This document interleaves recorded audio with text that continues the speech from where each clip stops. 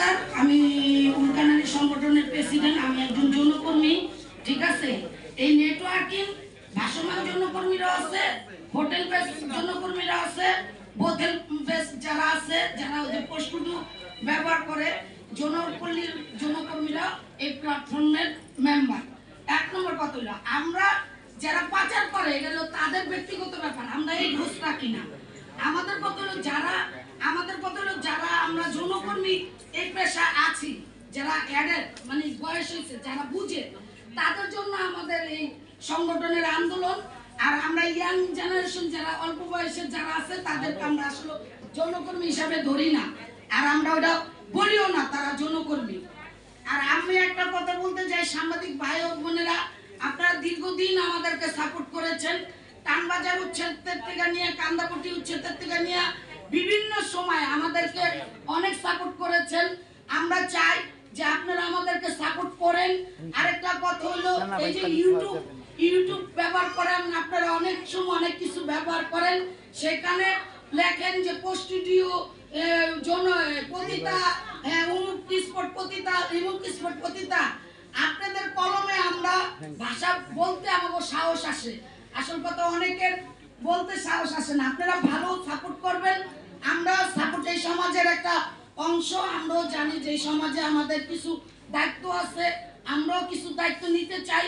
আমরা নিজে সংগঠিত হয়েছি, আমরা বিভিন্ন কর্মকাণ্ড করি, কাজ করি, সরকারের সাথে করি, আপনাদের বিভিন্ন এনজিওদের সাথে আমরা আমাদের কাজটা কিভাবে আমরা এই সমাজের মানুষের কাছে কথাটা তুলে ধরতে পারি, কিভাবে আমরা পরিবর্তন হতে পারি, কিভাবে আমরা আমাদের মেয়েদেরকে যারা এখনো রাস্তায় বাস্তায় যৌন কাজ করে, এখনো আপনারা জানেন এই মেয়েদেরকে মারে। এই যে দেখেন আমাদের মেয়েরা অনেকে ছবি নিয়ে দাঁড়াই রয়েছে, আমিও দাঁড়াইছি, যে আমাদেরকে এই ধরনের অত্যাচার নির্যাতন যারা করতেছে। আমরা তো মানুষ, সবাই তো না, আমরা তো মানুষ, আমরা তো এই দেশের নাগরিক, আমরাও তো ভোট দেই, আমরাও ভোটার, আমরা সরকারের ট্যাক্স দেই। এই যে আন্দোলন হয়েছে, এই আন্দোলনের সাথে আমরাও একতা ঘোষণা করছি, আমরাও মাঠে ছিলাম। তারপরে এখন যখন আমরা চাচ্ছি ধর্ম কর্ম করে আমাদের একটা দেশের বাংলাদেশ করতে চাইতেছি, সেই ক্ষেত্রে আমাদের এত অত্যাচার কেন, এটা আপনাদের কলমেই তুলে ধরবেন। আপনারাই আমাদের পক্ষে কথা বলবেন। আজকে শুনেন, আমাদের যৌনপল্লী ছিল, টানবাজার ছিল, কান্দাপট্টি ছিল, নিমতলি ছিল, এই সরকার এই সমাজে তো আমাদেরকে উচ্ছেদ করে দিছে। এখন আমরা কোন জায়গায়, আমরা খদ্দের ধরি, কোন জায়গায় ধারাই আমাদের স্পট আছে। যেমন ধরেন প্রেস ক্লাব আমার একটা স্পট, গুলিস্তান আমার একটা স্পট, যেমন সব জায়গায় আমার স্পট আছে। এখন আমরা যে জায়গাটাকে কাজ করতে পারবো সেই জায়গায় আমরা মানে স্পট বানাবো, ঠিক আছে। আমরা তো সেবা দেই, এই জনগণের সেবা দেই, যেখানে কাস্টমার পাবো সেখানে আমরা সেবা দিব, আমাদের স্পট বানায় রাখবো। আগে তো আমরা বোতলে ছিলাম, আমাদেরকে বোতলের থেকে বাইর করছে, অনেক জনকর্মীরা বোতলে ছিল, বোতল উচ্ছেদ করে দিচ্ছে। সেই জায়গা দেন, আমাদের জায়গা দেন, আমাদের মেয়ের আছে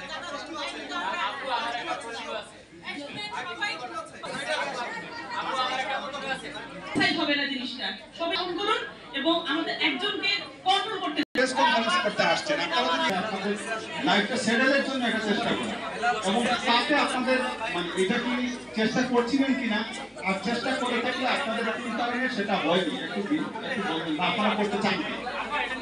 ভাইয়ার প্রশ্নটার উত্তর দেব যে আপনি যে আসলে যে মেয়েরা আজকে এই সব স্পটের দাঁড়ায়, তারা নিপীড়ন, নির্যাতন, বিভিন্ন নির্যাতনের শিকার হয়ে আজকে তারা আসলে তাদের পিঠটা একদম দেওয়ালে ঠেকে গেছে, তারাই শুধু আসলে এখানে আসে।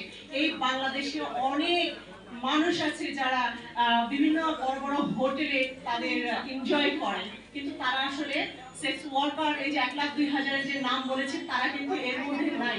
কিন্তু আপনি যে প্রশ্নটা রেখেছেন অত্যন্ত গুরুত্বপূর্ণ, কারণ যে মেয়েরা আজকে রাস্তায় দাঁড়ায় তারা কোনোভাবে তারা নিজেই কিন্তু একা একা এই সেক্স পেশাটা করতে আসে নাই, তাদের সেক্স রেটটা করার জন্য আসলে কেউ না কেউ বাধ্য করেছে। তারা বিভিন্ন গ্রাম থেকে এসেছে, দেখা যায় কি যে কেউ বাসায় কাজ করতে আসে, সেখানে সে নিপীড়ন নির্যাতনের শিকার হয়েছে, সেখানে হতে হতে তার পিঠ যখন দেওয়ালে ঠেকেছে তখন সে রাস্তায় দাঁড়াচ্ছে।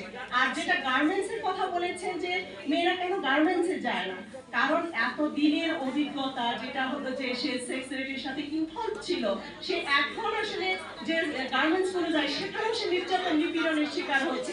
অনেক মেয়েকে আমরা আসলে হাতের কাজ শিখিয়ে তাদেরকে গার্মেন্টসে চাকরি দিয়েছিলাম, সেখানে তারা থাকতে পারে না, সেখানে অনেক ধরনের ভায়োলেন্সের শিকার হয়ে তারা আসলে সেখান থেকে ফিরে এসেছে। শুধু তাই না, এই বাংলাদেশের অনেক যৌনকর্মীকে লোক লালসা দেখে বিয়ে করে তাদের ঘরের বধূ বানিয়ে নিয়ে যায়, কিন্তু দুদিন পর দেখা যায় কি তার যে তকমা লাগায় যে সে একজন সেক্স ওয়ার্কার, সে একজন যৌনকর্মী, সে এই কথাগুলো শুনতে শুনতে তার আসলে ভিতরে যে আসলে একটা মানুষ থাকে সে মানসিকতা আসলে মরে যায়। তারা আসলে এখন কোথায় যাবে?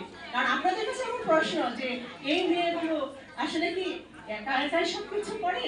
আর এই যে যে জিনিসটা আসলে এখন ভাইরাল হয়ে গেছে যে মেয়েটাকে পিটিয়ে তাদের ঘরের ভিতরে দিতে হবে, তারা স্পটে দাঁড়াইতে পারবে না, এই মেয়েরা তো আসলে অমানবিক নির্যাতনের শিকার হচ্ছে।